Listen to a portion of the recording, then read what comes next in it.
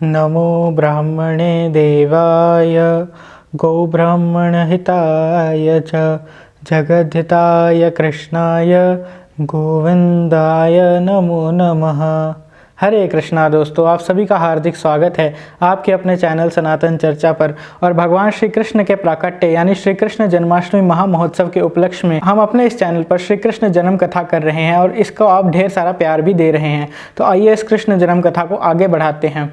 हमने पिछले भाग में भगवान बलभद्र के जन्म के बारे में सुना था, किस तरह से माता योगमाया ने उन्हें अपनी संकर्षण शक्ति से माता देवकी के गर्भ से माता रोहिणी के गर्भ में स्थानांतरित किया था और वहां पर नंद भवन में भगवान बलदेव प्रकट हुए थे। और उसके बाद नारद जी, व्यास देव, वशिष्ठ जी आदि इत्यादि ऋषिगण उनका दर्शन करने गए थे और उन्होंने उनका स्तवन किया था। अब इधर भगवान वासुदेव अति शीघ्र माता देवकी के गर्भ में प्रकट होने वाले थे और इसका संकेत कंस को भी कहीं ना कहीं मिलने लगा था। और कंस सोते जगते उठते बैठते अपने सिंहासन पर बैठे हुए या रात को सोते हुए हर स्थान पर केवल और केवल श्री हरि विष्णु या श्री कृष्ण के बारे में स्मरण करता रहता था। लेकिन अब हम ये सोच सकते हैं कि यदि कंस सारा समय भगवान नारायण का स्मरण करता रहता था तो उसे भगवत प्राप्ति क्यों नहीं हुई, क्यों नहीं उसे भगवान श्री कृष्ण ने साक्षात दर्शन दिए और उसे मुक्ति प्रदान कर दी। वास्तव में ऐसा व्यक्ति भक्त कहलाने के योग्य नहीं है, क्योंकि कंस भगवान विष्णु की भक्ति नहीं करता था। कंस भगवान के प्रति किसी प्रेम भाव से उनका स्मरण नहीं करता था, अपितु शत्रु के भाव में उनका स्मरण करता था। और इसके विपरीत भगवान के भक्त ऋषि मुनि, योगीजन आदि इत्यादि सभी भगवान नारायण का किसी न किसी भाव में स्मरण करते हैं, उनका चिंतन करते हैं, उनकी कथाएं करते हैं और इसी कारण से उन्हें श्री हरि की प्राप्ति होती है। लेकिन कंस ने भगवान के साथ शत्रुता का भाव रखा था, इसी कारण से भगवान श्री हरि उसके शत्रु बनकर प्रकट होने वाले थे। और थोड़े ही समय के बाद माता देवकी के गर्भ में भगवान श्री हरि प्रकट हुए। लेकिन भगवान माता देवकी के गर्भ में कैसे आए, इसकी भी एक अलग दिव्य लीला है और वो ये है कि भगवान श्री कृष्ण सर्वप्रथम वसुदेव जी के निर्मल हृदय में प्रकट हुए। उसके बाद भगवान अपने पिता वसुदेव जी के हृदय से माता देवकी के हृदय में गए और माता देवकी के हृदय से फिर उनके गर्भ में भगवान ने प्रवेश किया।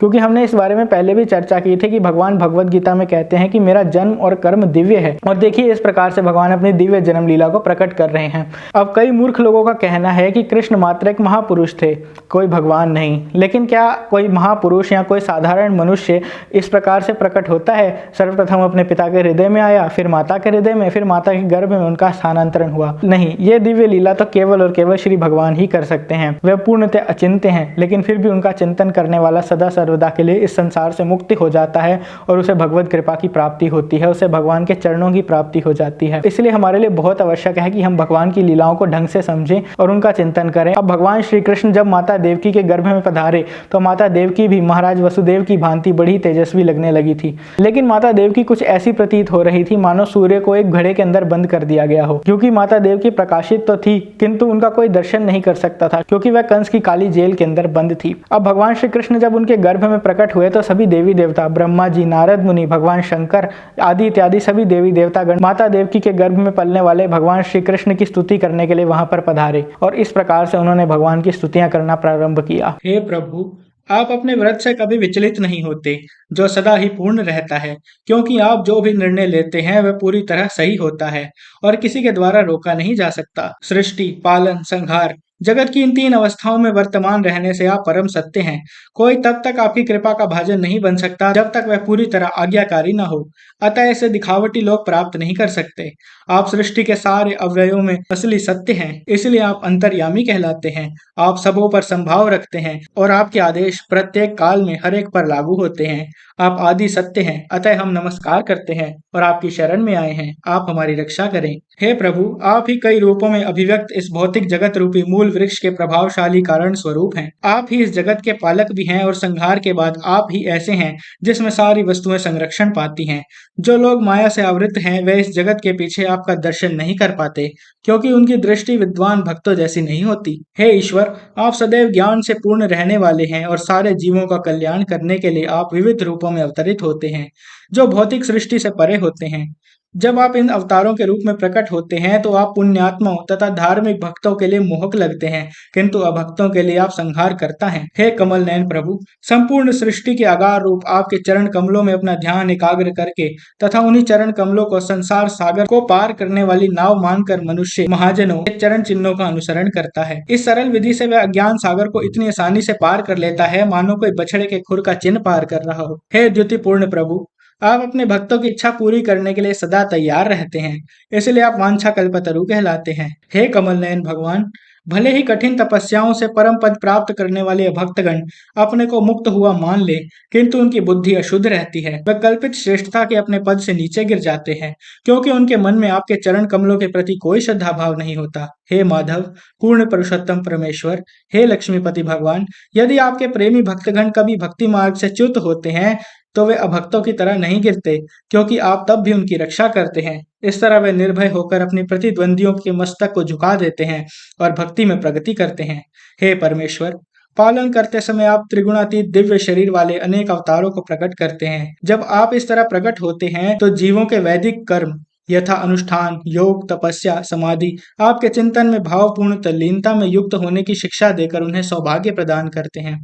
इस तरह आपकी पूजा वैदिक नियमों के अनुसार की जाती है। हे कारणों के कारण ईश्वर, यदि आपका दिव्य शरीर गुणातीत न होता तो मनुष्य पदार्थ तथा अध्यात्म में अंतर को ना समझ पाता। आपकी उपस्थिति से ही आपके दिव्य स्वभाव को जाना जा सकता है, क्योंकि आप प्रकृति के नियंता हैं। हे परमेश्वर, आपके दिव्य नाम तथा स्वरूप का उन व्यक्तियों को पता नहीं लग पाता, मात्र जो केवल कल्पना के मार्ग पर चिंतन करते हैं। आपके नाम, रूप तथा गुणों का केवल भक्ति के द्वारा ही पता लगाया जा सकता है। विविध कार्यों में लगे रहने पर भी जिन भक्तों के मन आपके चरण कमलों में पूरी तरह लीन रहते हैं और जो निरंतर आपके दिव्य नामों तथा रूपों का श्रवण, कीर्तन, चिंतन करते हैं तथा अन्यों को स्मरण कराते हैं, वे सदैव दिव्य पद पर स्थित रहते हैं और इस प्रकार से पूर्ण पुरुषोत्तम भगवान को समझ सकते हैं। हे परमेश्वर, आप कोई सामान्य जीव नहीं है जो सकाम कर्मों के अधीन इस भौतिक जगत में उत्पन्न होता है। अतः इस जगत में आपका प्राकट्य या जन्म एकमात्र हलादनी शक्ति के कारण होता है। इसी तरह आपके अंश रूप सारे जीवों के कष्टों यथा जन्म, मृत्यु तथा जरा का कोई दूसरा कारण नहीं, सिवाय इसके कि वे सब आपकी बहिरंग शक्ति के द्वारा संचालित होते हैं। हे परम नियंता, आप इसके पूर्व अपनी कृपा से सारे विश्व की रक्षा करने के लिए मत्स्य, अश्व, कच्छप, नरसिंहदेव, वराह, हंस, भगवान रामचंद्र, परशुराम का तथा देवताओं में से वामन का रूप लेकर अवतरित हुए हैं। अब आप इस संसार का उत्पात कम करने के लिए अपनी कृपा से पुनः हमारी रक्षा करें। हे यदुश्रेष्ठ कृष्ण, हम आपको सादर नमस्कार करते हैं। हे माता देवकी, आपके तथा हमारे सौभाग्य से भगवान अपने सभी स्वांशों यथा बलदेव समेत आपके गर्भ में हैं। अतएव आपको उस कंस से भयभीत नहीं होना है जिसने भगवान के हाथों से मारे जाने की ठान ली है। आपका शाश्वत पुत्र कृष्ण सारे यदुवंश का रक्षक होगा। तो इस प्रकार से देवी देवताओं ने जब भगवान की स्तुति की और वो वहां से चले गए और अब थोड़ा ही समय रह गया है श्री कृष्ण के अवतार लेने का। तो इस वर्ष 2023 में यानी विक्रमी संवत 2080 में श्री कृष्ण जन्माष्टमी का महापर्व कब है? फिर से इस बार दो तिथियां हैं, 6 सितंबर और 7 सितंबर। तो हमें 7 सितंबर के दिन श्री कृष्ण जन्माष्टमी का पालन करना है, क्योंकि भगवान श्री कृष्ण का जब अवतार हुआ था तब वो हुआ था भाद्रपद के कृष्ण पक्ष की अष्टमी तिथि को रोहिणी नक्षत्र के समय में। तो ये सारी की सारी स्थितियां जो बन रही हैं वो 7 सितंबर को बन रही हैं, ना कि 6 सितंबर को। इसलिए हमें 7 सितंबर को श्री कृष्ण जन्माष्टमी का उपवास रखना है, उसी दिन नंदलाला का जन्मोत्सव मनाना है। तो आप सभी को श्री कृष्ण लला के जन्मोत्सव की हार्दिक शुभकामनाएं। कथा का अगला भाग जिसमें ठाकुर जी प्रकट होने वाले हैं उसे लेकर हम आपके सामने शीघ्र ही प्रस्तुत होंगे। आप सभी को कृष्ण जन्माष्टमी की हार्दिक शुभकामनाएं, लाला जन्म की ढेरों बधाइयां। हरे कृष्णा। श्री वृंदावन धाम की जय। श्री कृष्ण बलराम की जय।